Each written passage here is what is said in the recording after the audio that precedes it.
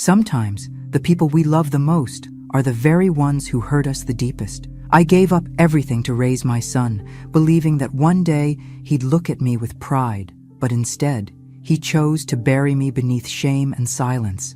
This is not just a story about betrayal. It's a journey through heartbreak, resilience, and unexpected power. Grab your seat and get ready. You won't forget this one.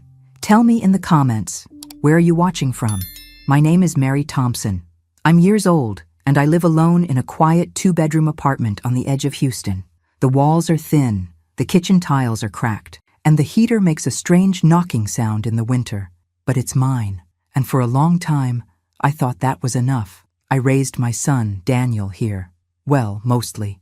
He spent his early years following me from house to house, watching me scrub toilets and polish floors in homes that looked like palaces compared to our modest place. I never had much, but I always had him. Or at least, I thought I did. I worked as a house cleaner for over 30 years, woke up before sunrise, packed my lunch in old containers, and caught the first bus downtown. I cleaned marble countertops I'd never afford, wiped down stainless steel appliances worth more than my rent, and watched the children of my employers grow up in luxury, while my son wore hand-me-downs from church donations. Daniel was smart, so bright, in fact, that I always believed he was destined for something bigger. I pushed him to study, to read, to work hard. I took double shifts to save for his college fund. When he got accepted into a university out of state, I cried for days, not because he was leaving, but because I felt I had done something right. But something changed in him during those college years. He stopped calling as often. When I visited, he never introduced me to his friends. At first, I thought he was just busy. Then I started noticing the hesitation in his voice when I mentioned where I worked. The pause before he said, "My mom cleans houses." That pause told me everything. Still, I held on to hope. Daniel eventually moved back to Houston, but not to my neighborhood. He rented a sleek apartment downtown, far from my modest life. Our visits grew fewer, conversations shorter, and then, one afternoon, over lukewarm coffee in a cafe I couldn't pronounce the name of, he told me he was getting married. Her name was Emily, beautiful, educated, well-connected. Her family came from old money, generations of oil and real estate wealth. He showed me a picture of them together, his arm around her waist, her laugh caught mid-air, both dressed like they belonged on a magazine cover. "You must be so happy," I said, forcing a smile, my voice catching in my throat. "I am," he nodded, eyes flicking away. "But, Mom, I need to ask you for something." I thought it would be help with planning, or maybe even advice, something small, something motherly. Instead, he leaned in and said, "I need you to buy the wedding rings." I blinked. "What?" "My accounts are all tied up right now with some transfers and—" "Look, I'll pay you back. It's just temporary." He spoke so fast, so rehearsed. I knew that tone. It was the voice he used when he wanted something but didn't want to ask. The same voice he used as a child when he broke a window or lost his lunch money. "I don't have much, Daniel," I reminded him gently. "I know," he said, not looking at me. "But it would mean a lot. It's a symbol, right?" "A symbol." That's what he called it. I laughed softly, bitterly. I wanted to say no. I should have, but I didn't. A week later, I sold the gold bracelet my late husband gave me on our 10th anniversary. I emptied the emergency jar I kept above the fridge, the one I hadn't touched in years. And when that still wasn't enough, I pawned my mother's locket, the only piece of her I had left. It wasn't fancy, but it meant something, or it used to. With the money, I bought a beautiful pair of rings, simple, elegant, timeless. I imagined Emily's face when she saw them. I imagined her thanking me, hugging me, welcoming me into her life. I imagined being part of something, for once. When I asked if I could meet Emily before the wedding, Daniel hesitated. "She's really busy," he mumbled. "I don't need a long meeting," I said. "Just a hello. I want to see the woman my son is marrying." He gave me a thin smile. "I'll see what I can do." And just like that, I became a background character in my own son's life. Still, I held on to hope. Because that's what mothers do.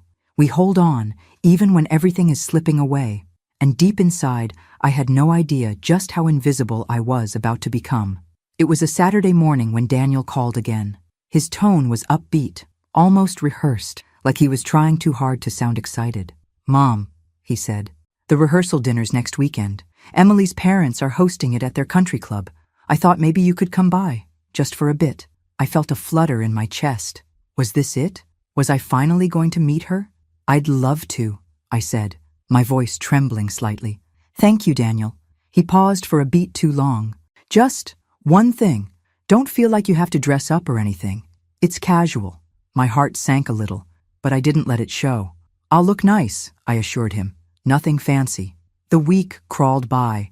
I pressed my only good blouse, the one I saved for church or the rare job interview. I shined my black flats with a damp rag and picked up a box of cookies from the bakery down the street. Something to bring. Something to show I cared. When I arrived at the country club, my nerves nearly buckled me. The valet looked me up and down before taking my keys, and I could tell by the way he handled my old car that it didn't belong there. But I held my head high. Inside, it was like stepping into a magazine spread. Crystal chandeliers, polished floors, waiters with white gloves. Laughter echoed off the walls. People sipped champagne and nibbled on hors d'oeuvres I couldn't even name. And there he was, my son, standing tall in a tailored navy suit, laughing with a group of well-dressed strangers. He looked like he belonged, like he'd never known anything outside that world. He saw me. His smile faltered just a little before he stepped toward me. "Mom," he said, his voice low, "glad you made it." Before I could respond, a woman approached, blonde, elegant, with a dress that probably cost more than my rent. "Emily." She smiled politely at me. I opened my mouth to introduce myself, to say how lovely she looked, how happy I was for them. But before I could speak, Daniel said, "Emily, this is Mary. She's an old family friend." My words died in my throat. Family friend. Not my mother. Not the woman who raised him, who worked her fingers raw so he could have a better life. Just a friend. Emily smiled and nodded. "It's so nice to meet you, Mary. Thank you for coming." I forced a smile, my hands clenching the cookie box behind my back. "It's lovely to meet you too, dear." For the next hour, I stood in the corner of that shining room, pretending I belonged, pretending I wasn't bleeding inside. No one spoke to me. I sipped water from a flimsy glass and watched as my son beamed at a life I was no longer a part of. He never looked my way again. I left before dessert. No one noticed. When I got home, I sat on the edge of my bed and stared at the box of cookies, still untouched. I thought of the ring box in my drawer, the one with the wedding bands I'd spent nearly everything I had to buy. He didn't even introduce me. I wasn't his mother that night. I was a ghost in a room full of laughter. I was the past he buried. And for the first time in a long time, I felt something shift deep inside me. Not just pain, not just heartbreak. Resolve. The night after the rehearsal dinner, I barely slept. I stared at the ceiling, listening to the soft hum of the fridge in the next room, trying to make sense of what had just happened. He called me a friend. A friend. I kept replaying that moment in my head. How quick he was, how easily the words slipped from his mouth. There wasn't a stutter, not even a flicker of guilt in his eyes. Like he'd been preparing for it, like he knew all along that I would be nothing more than a prop, tucked away in a corner, while he lived the life he'd always wanted. That morning, I stood in my tiny kitchen holding the wedding rings. They were beautiful. I had chosen them carefully, knowing they'd be the symbol of a new chapter for Daniel and his wife. And now, every time I looked at them, I felt sick. Still, a part of me tried to make peace. Maybe he panicked, I told myself. Maybe he was just nervous. But when I called him the next day to talk, just to talk, he didn't answer. I left a message, but he never returned it. Then came the wedding day. I waited by the phone, hoping he would call and say, "Mom, come.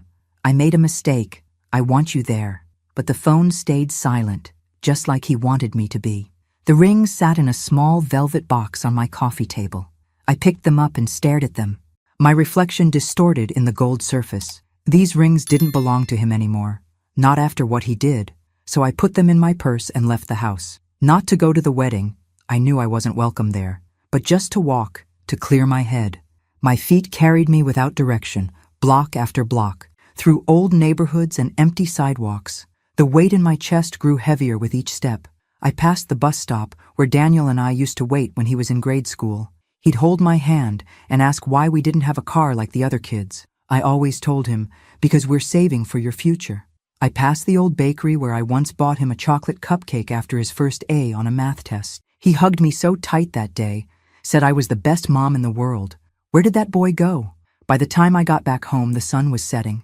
I stood in my doorway for a long moment before walking inside. That's when I saw the metal lockbox in the back of my closet, the one I hadn't opened in years. It held all the important things: old tax forms, birth certificates, my husband's military discharge papers. I don't know what made me pull it out that night. Maybe I just needed to feel connected to someone who truly loved me. Maybe I needed to feel like I still mattered to someone. When I opened the box, the musty scent of paper and time greeted me. I sifted through the documents, my fingers shaking slightly. That's when I found it, an envelope tucked beneath the last page of our mortgage contract. It was addressed to me, in my husband's handwriting. I hadn't seen that writing in decades. The ink had faded, but the words were still legible. Inside was a letter, a short one, and several crisp folded documents, stock certificates, dozens of them. At first I didn't understand, but then I saw the names: tech companies, energy firms, companies that didn't mean much 20 years ago, but were household names now. My heart pounded as I typed the serial numbers into a stock value checker online. One by one, they loaded. And with each number, each new total, my hands began to tremble harder. I wasn't just holding paper. I was holding a small fortune. I couldn't breathe. I sat back, clutching the edge of the table, the numbers swimming in front of my eyes. He had left this for me, quietly, without ceremony. My late husband, who never had more than a few bills in his wallet, had invested everything he had in a future he might never see. And now, that future had arrived. I was no longer poor. I was wealthy. And nobody knew. For so long, I had believed I was nothing more than a tired old cleaning lady, scraping by with barely enough to survive. But in one night, everything changed. Daniel thought he could erase me, that he could hide the parts of his life he didn't want the world to see. But he didn't know who he was trying to bury. Because buried things don't disappear. Sometimes they come back stronger. And this time, I wasn't going to stay silent. I didn't sleep that night. The adrenaline coursing through my veins made it impossible. I sat at the kitchen table with a cup of cold tea, the letter from my husband in one hand, and the printed values of the stock certificates spread out in front of me like a map to a new life. He never told me. All those years, he must have squirreled away bits and pieces of his paycheck. We didn't have much, but he was smart, quiet, thoughtful, and always thinking of the future. I used to joke that he'd hide money inside the walls if I let him. Now it didn't feel like a joke anymore. What stunned me more than the money was the care he had taken, the details. He had signed the certificates, filed the paperwork properly, and left behind instructions for how to claim them, including the name of a financial advisor he'd once trusted. He must have done this right before he died. It was like he knew I would need a way out someday. And maybe, just maybe, he knew that the person who'd need it most was the woman who'd give up everything for a son who'd forget her. I spent the next 2 days in a daze going through the process. I contacted the advisor listed in the documents. Surprisingly, he still worked in Houston. After verifying my identity and the paperwork, his tone changed. Respectful, curious, slightly stunned. It was the first time in years someone looked at me like I was worth listening to. "Mrs. Thompson," he said, after the numbers were tallied, "you might want to sit down." I laughed, though it came out more as a gasp. "I already am." He slid a paper across the table, neatly printed with a series of amounts. "This isn't just retirement money. This could change your life." It had already changed everything. I walked out of that office in a fog, but one thing was crystal clear in my mind.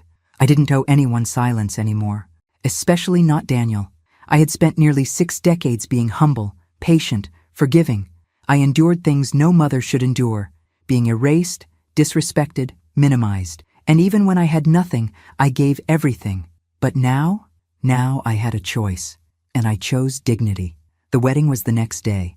I stood in front of my mirror that morning, the box with the ring sitting unopened on my dresser.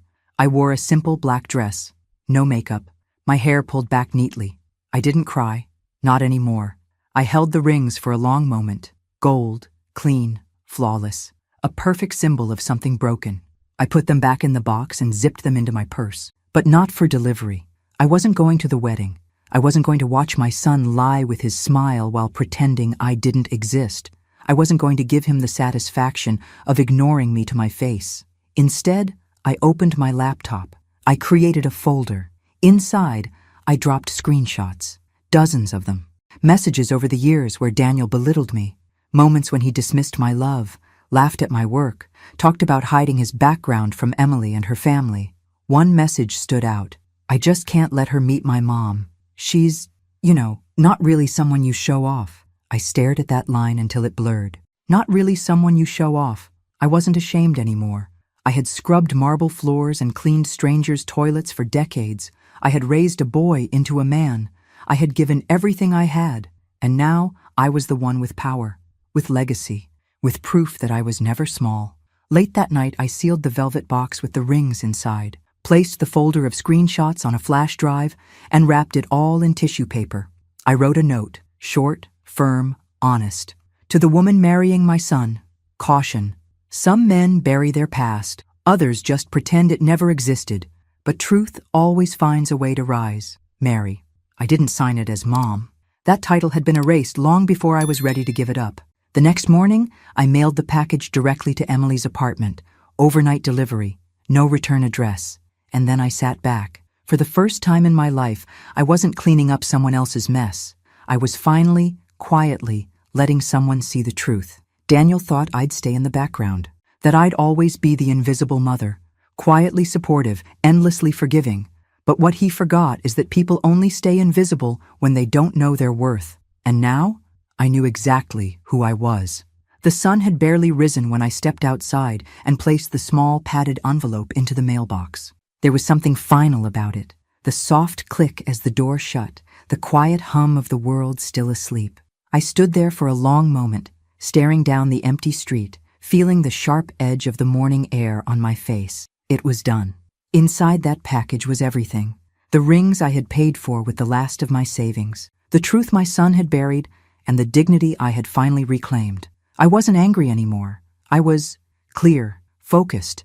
A part of me mourned the idea of the wedding, of the family I'd hoped to join, the warm image of a celebration where I was seen, loved, wanted. But that image had never existed. It had only ever lived in my mind. That morning, I didn't put on a dress. I didn't do my hair. I stayed home. I made coffee. I sat on the couch. I waited. The phone didn't ring. There was no text, no apology, no last-minute invitation, nothing. And I didn't need it. For so long, I had held on to the hope that Daniel would come around, that he'd outgrow his embarrassment, his pride, his hunger to be accepted by people who had never known struggle. But he didn't. He leaned into it, built a life that didn't include me. Not really. Not unless it was convenient. I watched the clock as the wedding hour approached. 11 o'clock. Noon. 1. At some point, I walked into my bedroom, opened the drawer where I'd hidden the financial papers, and picked up the phone. It was time. I called the financial advisor again, this time to begin the process of transferring the stock into my name and liquidating a portion of it. I didn't want to make a scene. I didn't want luxury cars or a new wardrobe. I wanted security, power in silence, a way to rebuild a life on my own terms. The advisor, Mr. Gaines, was efficient, respectful. He guided me through everything, transferring the holdings, setting up accounts, assigning a lawyer to finalize the estate, matters my husband had left behind. "You'll want someone to manage this for you, Mary," he said gently. "It's a lot to carry alone." I paused. "I've carried bigger things alone," I told him, and we both laughed softly. When the wedding day ended and the world moved on, I did too. That night, I cooked myself dinner, not because I was hungry, but because I wanted to. A steak, roasted vegetables, a glass of wine. I sat at my little table, the one Daniel used to do homework on, and I lit a candle. Not for romance, not for anyone else, just for me, for the woman who had finally stepped out of the shadows. That evening, I pulled a notebook from the drawer and began to write a list, not of revenge, not of punishments, but of possibilities, ideas, projects, things I'd always wanted to do but never dared because there was never enough time, never enough money, never enough me. Now, I had all three, and in the quiet that followed, I realized something. Daniel might have erased me from his story, but I was just beginning to write mine. It arrived 2 days after the wedding. A small, neatly wrapped box left at the front desk of Emily's upscale apartment building. No return address, no note of celebration, just her name, printed cleanly on the label, as if the package itself had been waiting for this exact moment. Emily opened it alone. Daniel was at work, or so he'd said that morning. She sat at the kitchen island, sipping her matcha latte, still in her robe, scrolling through emails. When she saw the package, she assumed it was a belated gift from one of the guests, or maybe a vendor. But when she lifted the lid, her hand froze. Inside were the wedding rings, the ones Daniel had shown her in a hurry, claiming they'd been ordered by his assistant. Now, resting in their original velvet case, they gleamed under the kitchen lights. But it wasn't just the rings that caught her attention. There was a flash drive and a folded note. She unfolded the paper and read the words slowly. Caution. Some men bury their past, others just pretend it never existed. But truth always finds a way to rise. Mary. She blinked. Once, twice. The name hit her like a slap. Mary. The name Daniel had barely mentioned. A friend of the family, he'd said. A woman who'd helped raise him. Someone from his past. She plugged the flash drive into her laptop with hesitant hands. At first, nothing happened. Then, a folder popped open. Truth. Inside, dozens of screenshots, texts, emails, snippets of conversations between Daniel and others. Some from years ago, some more recent. But they all had one thing in common. Me. Or rather, Daniel trying to erase me. My mom's great, just not really the kind of woman you bring to a place like this. I just don't think Emily would understand. She's used to a different kind of lifestyle. Mary? She's like family, but not actually. More like someone who helped out. She cleaned houses, for God's sake. You think Emily's parents would be okay with that? Emily scrolled through the messages, her face pale, her breathing quickened. Then came the photos. Me at the rehearsal dinner, standing awkwardly in the background, holding the cookie box like it was a lifeline. No one beside me. No one acknowledging me. Just a woman pushed aside. The room grew quiet. Emily closed the laptop and sat perfectly still for a full minute. Her eyes didn't move. Her lips didn't twitch. Something inside her shifted, cracked. She didn't call Daniel right away. Instead, she got dressed, tied her hair back into a loose ponytail, and left the apartment. She didn't even take her phone. She walked 3 blocks, then 6, until she found herself in a quiet neighborhood she didn't recognize, standing in front of a modest brick building, the kind of place where people lived real lives. She stood there for a moment, uncertain, until an elderly man on a bench nearby looked up. "You looking for Mary?" he asked, like it was the most natural thing in the world. Emily blinked. Yes. How did you know?" He smiled softly. "She's the only one folks come looking for around here." He pointed to the door on the 2nd floor. Emily climbed the stairs, unsure of what she'd say, or even why she was there.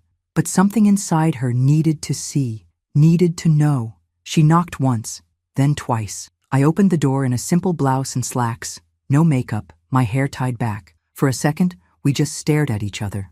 Then she spoke. "You're not a friend of the family." I didn't respond. "You're his mother," she said. Her voice wasn't angry. It was quiet, like she was putting a puzzle together she didn't know had missing pieces. "Yes," I said, calm, clear. Emily stepped inside.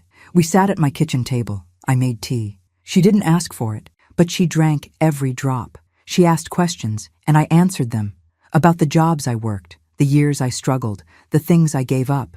I told her I bought the rings with what little I had, that I stood at her rehearsal dinner as a stranger, that I was proud of my son once. By the end, there were tears in her eyes. Not from guilt, from knowing, from realizing the truth behind the man she married. "I'm so sorry," she whispered. I reached across the table, touched her hand.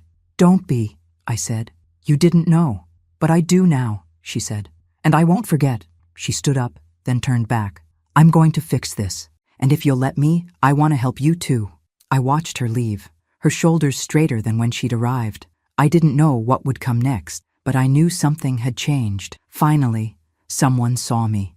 And this time, they wouldn't forget. It was evening when Daniel came home, loosened his tie, and dropped his keys onto the granite countertop like he did every day. He didn't notice the silence at first. Emily often worked late, but tonight, something felt different. The lights were dimmed. The apartment was spotless. And on the kitchen island, right where his laptop usually sat, was the small velvet box. He paused. The rings. He frowned, reached for them, and noticed the flash drive lying next to the box. And then he saw the folded note, not in Emily's handwriting. The moment his eyes hit the signature, his stomach clenched. Mary.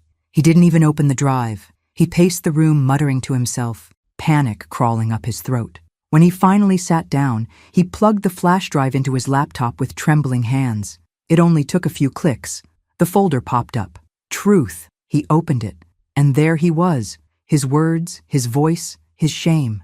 Every careless message, every offhand comment, every time he had reduced me to a helper or someone who raised me instead of my mother.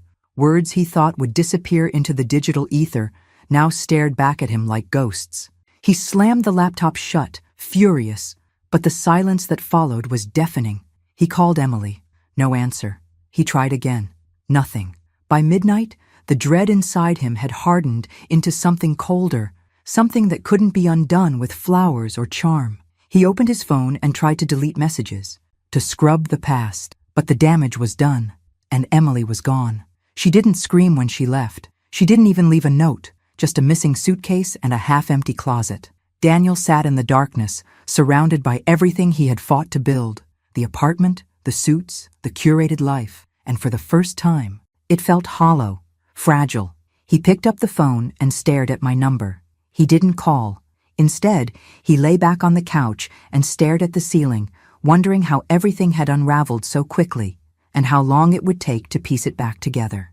Meanwhile, I wasn't thinking about Daniel. I was on the phone with Emily. She had called me again the next morning. I walked away, she said.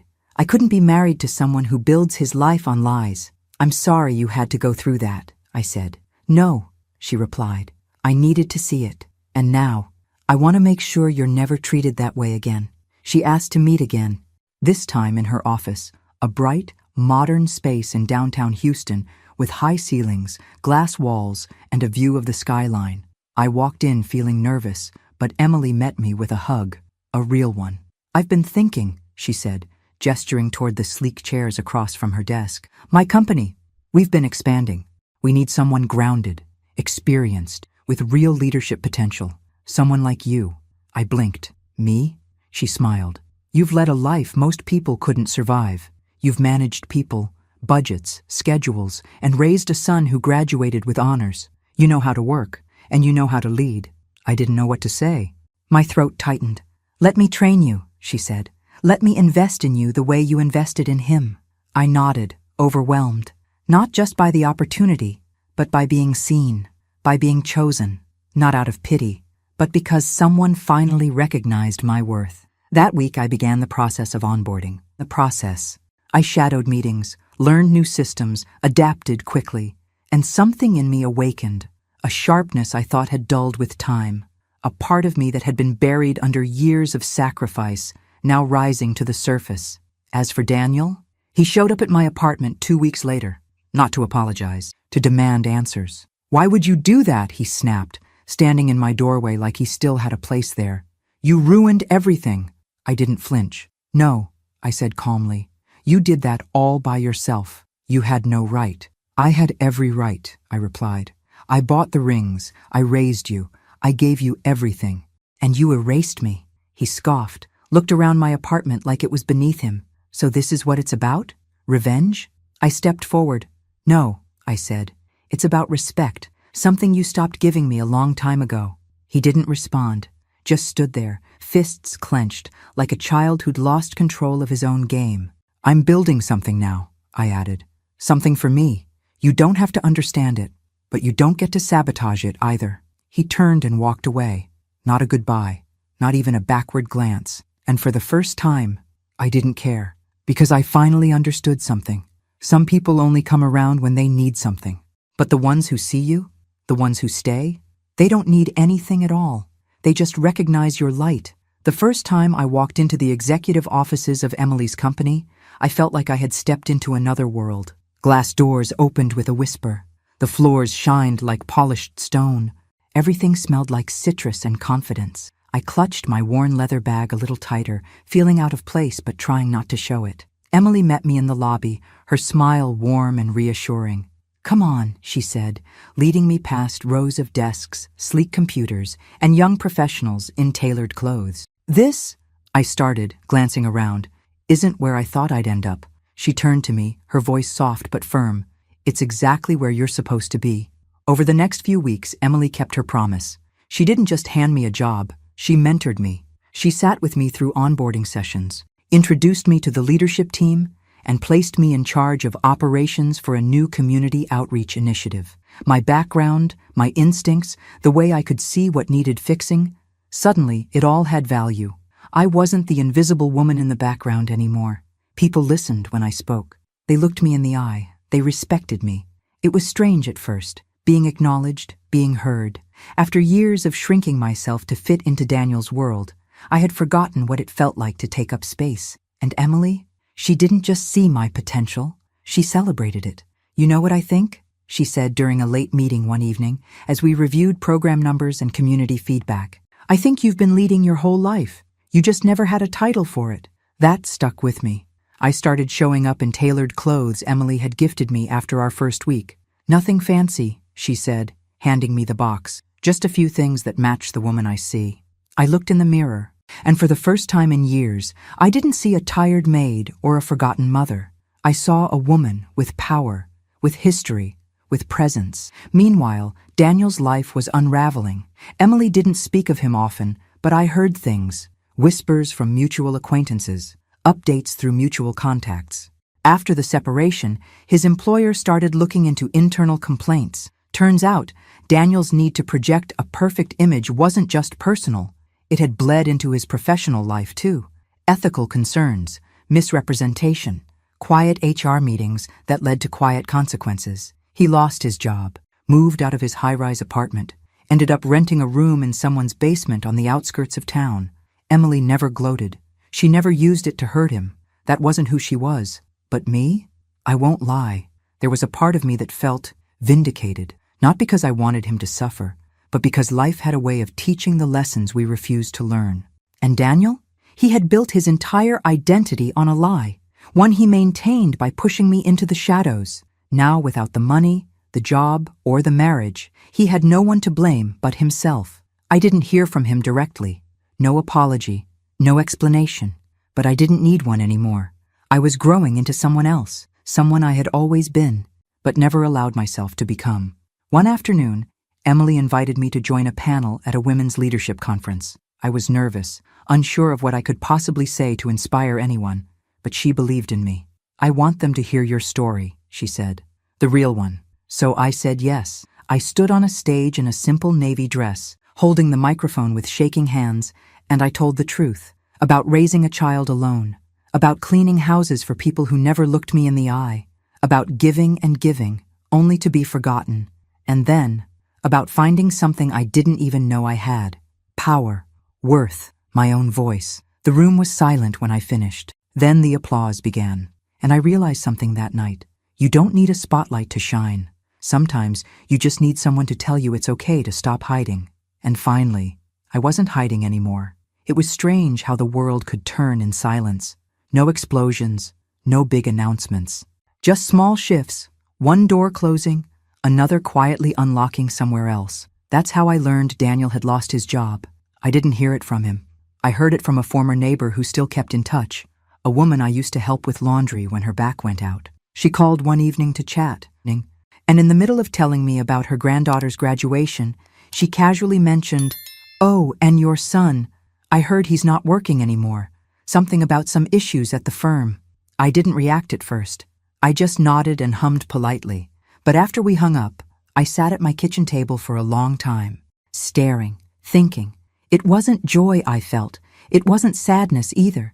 It was something colder, something still. He had built his entire identity around escaping the life I gave him, clawing his way up with charm and image and calculated distance. But when the curtain fell and the illusion collapsed, he was left with nothing but the truth he had tried so hard to hide. And that truth was me.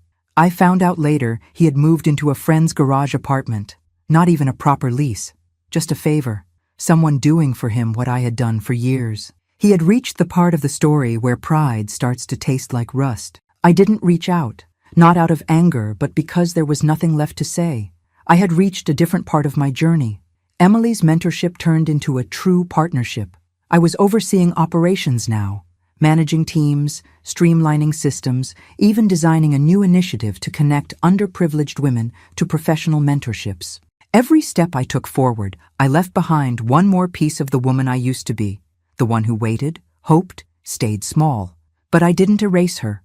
I honored her. She was the reason I had survived. I moved into a new place, not flashy, not enormous, but clean and bright and mine, with a garden. I planted sunflowers along the fence line, big, bold flowers that stretched toward the sky without apology, just like I was learning to do. Then one day, I got a message. Not from Daniel, from one of his old colleagues. It was short. I know this is personal, but he talks about you, now, a lot. Says he messed up. Says he didn't see what he had. I didn't reply. I just sat there, wondering how long it would take for the words to come from him instead of someone else. Weeks passed. The emails from the mentorship program flooded in. Stories of women who found jobs, started businesses, rebuilt their lives. Every time I read one, I saw a little bit of myself in their journey. At night, I would sometimes think of Daniel, where he slept, what he ate, what he told himself to get through each day. I wondered if he missed the sound of my voice, if he regretted the way he used to flinch when I showed up in public places, the way he lowered his voice when saying I cleaned houses for a living. It wasn't pity I felt. It was distance, the kind that only comes after years of carrying a weight alone, and finally deciding to set it down. And then, one afternoon, I got a knock on my door. I wasn't expecting anyone. No delivery, no appointment. When I opened it, I froze. There he was, Daniel. Thinner, paler, his clothes wrinkled, his eyes tired. He didn't say anything at first, just stood there, staring at me like he wasn't sure I was real. I didn't move, I didn't speak, and then, finally, his voice broke through the silence. "Hi, Mom." It was the first time in years I'd heard him say it without hesitation, but I didn't let him in. Not yet, because forgiveness isn't a doorway you walk through.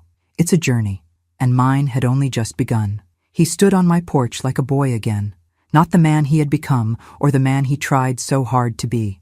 There was no designer suit, no perfect posture, just Daniel, stripped down by life, by truth, by consequence. "Hi, Mom," he said again, his voice softer this time, the word Mom lingering like a question he wasn't sure he had the right to ask. I held his gaze for a long moment.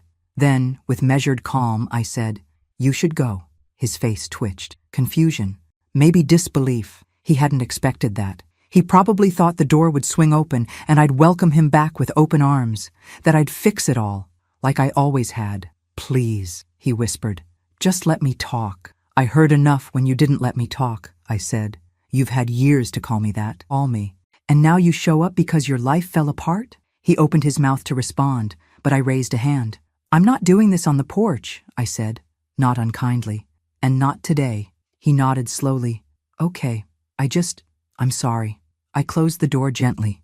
And for once, I didn't cry afterward. Instead, I turned on the radio, brewed a cup of tea, and sat at my desk, reviewing proposals for a new partnership Emily had connected me to, a national nonprofit supporting older women re-entering the workforce. They wanted me to lead a regional program. Me, the woman who once begged strangers to let her clean their houses just so her son could have a future. Now I was being invited to help reshape other women's futures. The first time I told my story in public, it felt like ripping open a scar. I was on stage, under soft lights, in front of an auditorium full of strangers. My palms were sweating. My heart pounded. But as I spoke about raising a son alone, about working invisible jobs, about being erased, the crowd grew still. And when I finished, they stood up, applauded. Some even cried. Not because my story was unique, but because it wasn't. There were so many Marys out there, so many women who had given their lives for others and been forgotten in the process. So I kept speaking. I kept showing up. Podcasts, panels, webinars. My inbox overflowed with messages from women saying, "You reminded me who I am." I never spoke Daniel's name, not out of spite, out of choice, because this story was mine now. And slowly, something incredible happened. I became known. Not as someone's mother, not as someone's employee, as me. One afternoon, I was invited to give a keynote at a women's summit in Dallas. Hundreds of attendees, cameras, lights. I wore a dark green dress, simple jewelry, my hair pinned back. I stepped onto that stage, looked out at the sea of women, young, old, in between, and I told the truth. My name is Mary Thompson, I said, and for most of my life, I believed I didn't matter unless I was helping someone else shine. But the truth is, we all deserve to shine, not just behind the scenes, not just when someone allows us to, but boldly, loudly, on our own. The applause was thunderous. And then, as I walked off stage, I caught a glimpse of someone standing near the back of the room. Daniel. He wasn't close. He hadn't tried to approach me. He just stood there watching, his face unreadable. But his eyes, they weren't filled with arrogance anymore, or shame, just something quieter, something closer to recognition. He slipped away before I could speak to him. But that was enough, because for the first time I wasn't chasing him. I was walking forward, and this time, he was the one following me. He came back 1 week later. This time, he knocked gently, like someone asking permission. I opened the door. We stood in silence, two shadows of a family that used to exist. He looked thinner than I remembered, older too. Or maybe it was just the weight he carried now, the kind of weight that doesn't sit on your shoulders, but on your soul.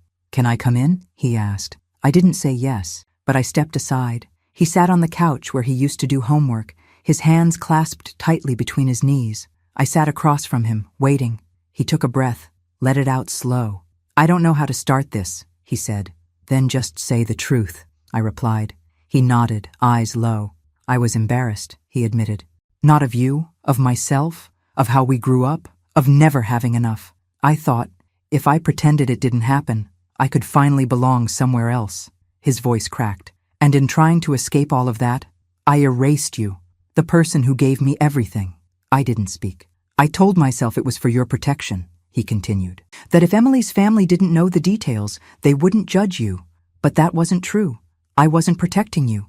I was protecting myself." Tears gathered in his eyes, but he blinked them away. "You didn't deserve that. Any of it."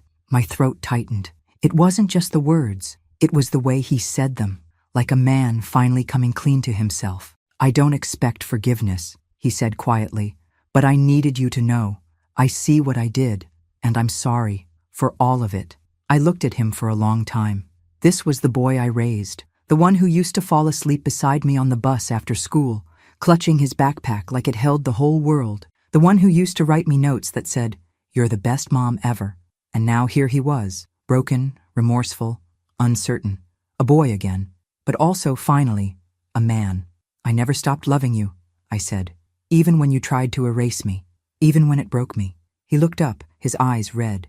"Then why didn't you reach out?" I leaned back, folded my hands. "Because I finally learned that love doesn't mean losing yourself," I said. "I had to choose me, for once." He nodded slowly. "I understand that now." I got up, walked over to the small bookshelf by the window. I pulled out a photo, one of us from years ago, him in middle school, grinning, his arm slung over my shoulder. "You forgot who you came from," I said, handing it to him. But I didn't. He held the photo like it might shatter. "I don't know how to fix this," he said, his voice small. I sat beside him, my tone steady. "You don't fix it. You live with it. You carry it. And you do better." He nodded, unable to speak. We sat in silence, not the painful kind, the kind that heals. As the light from the window shifted across the room, I realized I wasn't angry anymore. I wasn't waiting for anything. The apology I thought I'd never hear had come. And it didn't change the past, but it softened something sharp inside me. Forgiveness didn't mean forgetting. It meant I was free. He stood to leave.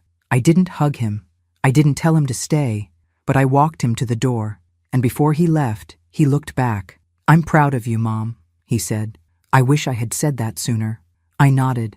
"You'll have to live with that too." And then he was gone, and I stood in my quiet apartment, feeling more whole than I ever had. Not because he came back, but because I didn't need him to. The envelope was light in my hands, just one sheet of paper inside. I wrote it the way I wrote everything these days, slowly, deliberately, without apology. No anger, no need for response, just truth. I sealed it, wrote his name on the front, and mailed it that afternoon. No return address. I didn't need one. Inside, I had written, I always stood right in front of you. You just chose not to see me, but I saw you. All of you. I saw the scared little boy trying to fit in, the man trying to outrun his past. You buried me under shame, but I grew anyway. I forgave you long before you asked, not because you earned it, but because I needed to be free. I'll always love you. But now, I love myself too. You'll have to find your own way back. I'll be here when you do. Mary, I didn't expect an answer, and I didn't need one. The months that followed were full, not busy, full. Every day brought something new. A workshop to lead, a story to listen to, a woman to mentor. I laughed more, cooked more, planted sunflowers again, but this time, in the front yard. I wanted the world to see them, tall, bright, unashamed. And then came the invitation. A national summit on women's empowerment. The keynote speaker had dropped out. They wanted me. I flew to New York, wore a navy blue suit that Emily had picked out for me, stood backstage as the crowd buzzed with anticipation. When they called my name, the applause rose like a wave. I stepped into the light. Hundreds of eyes watched me cross the stage. I took the mic, smiled, and began. My name is Mary Thompson. For most of my life, I believed love meant sacrifice. I thought being invisible was part of being a good mother, a good woman. But I was wrong. You don't have to disappear to matter. You don't have to suffer to be worthy. And you don't have to be silent to be respected. I told my story, every painful inch of it, the long hours, the broken dreams, the betrayal, the awakening. I spoke of how I stopped waiting to be chosen and chose myself. When I finished, the silence was thick with emotion. Then came the applause, not polite, thunderous.